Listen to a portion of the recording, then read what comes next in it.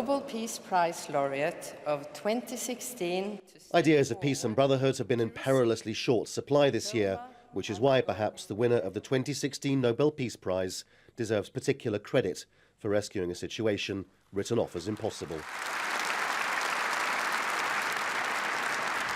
The longest-running conflict in the world, a corrupted human rights campaign by impoverished farmers in Colombia that turned to drugs and kidnapping, and on the government side, allegations of atrocities in the name of counter-terrorism.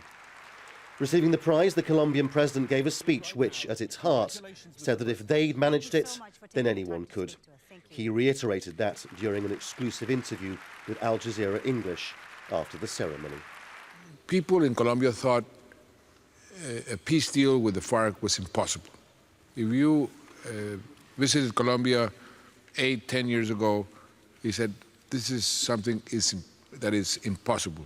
Well, we made it possible through persevering, through goodwill from both sides. I must recognize that both sides needed to sit down and have the will to get an agreement.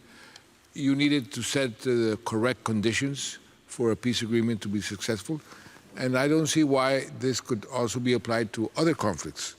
Of course, each conflict has its own particular conditions and difficulties, but when there is will and you persevere, you reach the impossible. Crucial to the Santos plan, imagination and ambition, getting Hugo Chavez of Venezuela involved from the beginning as an intermediary and enabling talks between the FARC leadership and the military generals who tried to wipe them out. The steps to bring peace invoke memories of conflict resolution from Northern Ireland to South Africa, accepting the need to turn former fighters into politicians, acknowledging some of the core parts of their argument as to why they took up arms in the first place, and establishing mechanisms for reconciliation. The point of diplomacy, obviously, is to try to find an elegant solution to an intractable problem which on some level pleases both sides, and that's why the Santos peace plan for Colombia is so widely admired.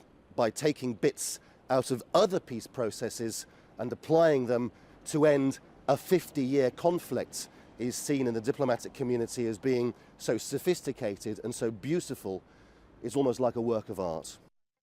The Norwegian currently heading the United Nations Humanitarian Task Force for Syria was full of admiration. Let's hope that Colombia could inspire the parties and the sponsors of the parties in Syria to also pull towards the negotiating table, because what Colombia has shown is there is no military solution to these conflicts. There are only peaceful negotiated solutions.